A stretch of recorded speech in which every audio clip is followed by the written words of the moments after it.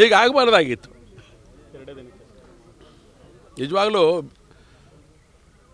ಈ ರಾಜ್ಯದ ಜನ ಸಂಪೂರ್ಣ ಬಹುಮತ ಕೊಟ್ಟಿದ್ದಾರೆ ಕಾಂಗ್ರೆಸ್ಸಿಗೆ.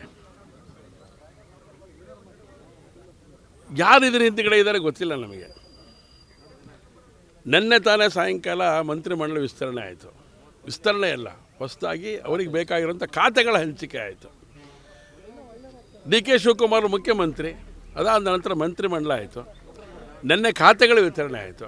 ಆ ಖಾತೆಗಳ ವಿತರಣೆ ಆದ ತಕ್ಷಣ ಇಷ್ಟೊಂದು ಮನಸ್ಸಿಗೆ ನೋವಾಗತ್ತೆ ಅಂತ ಹೇಳಿದ್ರೆ ಹೇಗೆ ಸಾಧ್ಯ ಇದು? ಭಾಳ ಸೀನಿಯರ್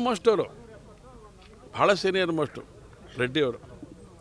ಹಾಗಾಗಿ ಇದ್ರ ಹಿಂದೇನಿದೆ ಅಂತ ಯೋಚನೆ ಮಾಡೋಂಥ ಸ್ಥಿತಿ ಶುರು ಆಗಿಬಿಟ್ಟಿದೆ ಈಗಾಗಲೇ. ಒಬ್ಬೊಬ್ಬರೇ ಈಗ ರಾಜೀನಾಮೆ ಕೊಟ್ಬಿಟ್ರೆ ಪಾಪ ಡಿ ಕೆ ಶಿವಕುಮಾರ್ ಪ್ರಾಮಾಣಿಕವಾಗಿ ಮಾಡಬೇಕು ಅಂತ ನನ್ನ ಅಧಿಕಾರಿಗಳ ಜೊತೆ ಮೀಟಿಂಗ್ಗಳೆಲ್ಲ ಮಾಡಿದ್ದಾರೆ. ವಿಶೇಷವಾದಂಥ ರೀತಿಯಲ್ಲಿ ಏನೋ ಭಾರತ್ ಜೋಡೋ ಯುವಕರ ಬಗ್ಗೆ ಕಾನ್ಸಂಟ್ರೇಷನ್ ಮಾಡಬೇಕು ಅಂದ್ಕೊಂಡಿದ್ದಾರೆ.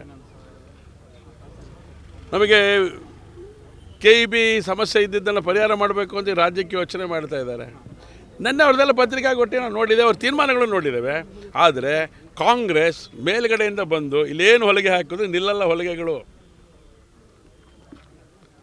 ಅಟ್ಟದಪ್ಪ ಚರ್ಮ ಇಲ್ಲಿರೋಂಥ ಕಾಂಗ್ರೆಸ್ಸಿಗರಿಗೆ ಯಾವ ಹಗ್ಗನೂ ಸಾಕಾಗಲ್ಲ ಅವ್ರಿಗೆ ಹೊಲಿಗೆ ಹಾಕಲಿಕ್ಕೆ.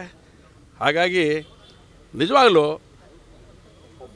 ಬದಲಾವಣೆ ಮಾಡಬೇಕು ಅಂತ ಹೊರಟಿರುವಂಥ ಸಿದ್ದರಾಮಯ್ಯ, ನಮ್ಮ ಡಿ ಕೆ ಶಿವಕುಮಾರ್ ಅವರಿಗೆ ಎಲ್ಲ ಒಂದು ಕಡೆಗೆ ಮರ್ಮಾಘಾತ ಕೊಡುವಂಥ ಕೆಲಸವನ್ನು, ಆಘಾತ ಕೊಡುವಂಥ ಕೆಲಸವನ್ನು ಕಾಂಗ್ರೆಸ್ಸಿನ ಅನೇಕ ನಾಯಕರು ಮಾಡ್ತಿದ್ದಾರೆ. ಅದ್ರ ಹಿಂದ್ಗಡೆ ಯಾರಿದ್ದಾರೆ ಅಂತೇಳಿ ಸನ್ಮಾನ್ಯ ಡಿ ಕೆ ಶಿವಕುಮಾರ್ ಅವರು ಪತ್ತೆ ಮಾಡಬೇಕು ಅಂತ ನಾನು ಆಗ್ರಹ ಮಾಡ್ತೇನೆ.